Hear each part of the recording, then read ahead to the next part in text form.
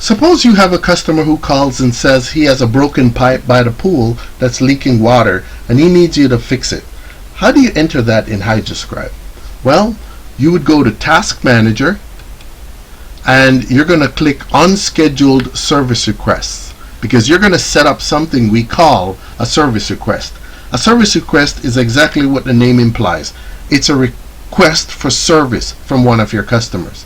So if you already have some service requests, you'll see a list of the ones that are sitting out there that have not been scheduled, and we're going to add to that list, add one for this customer. Now, the customer can do this for themselves, but some customers may feel more comfortable having you create the service request as opposed to doing this through their customer menu.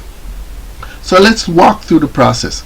So the first thing you do is click the green Add button, and it brings up the Add Service Request screen. Now, you click the list icon and select the customer from that list.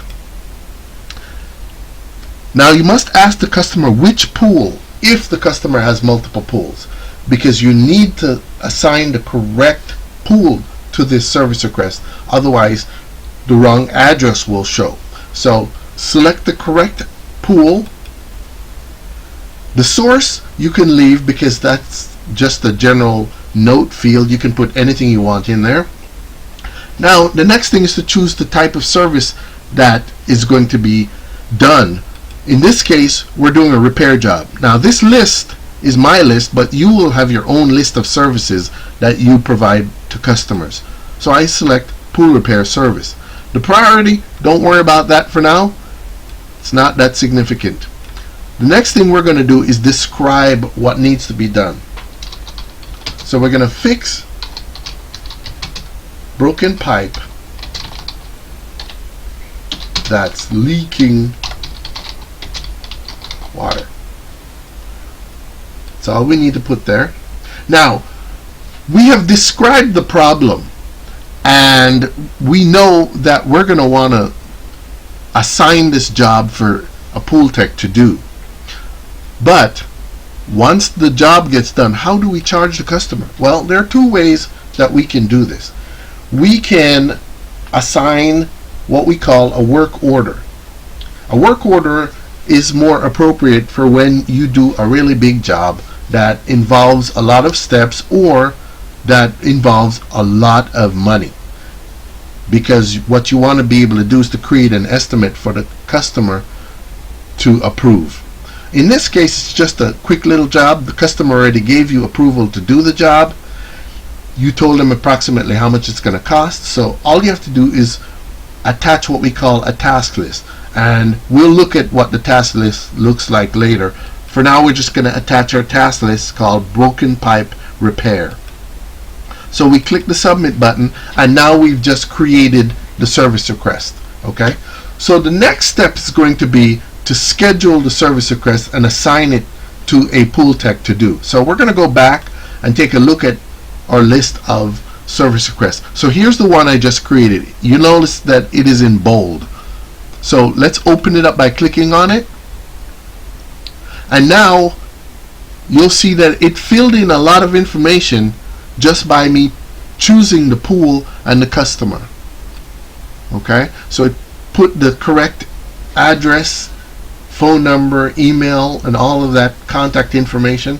And if there was any gate access information, it would have been entered there as well. And there's the description of the problem.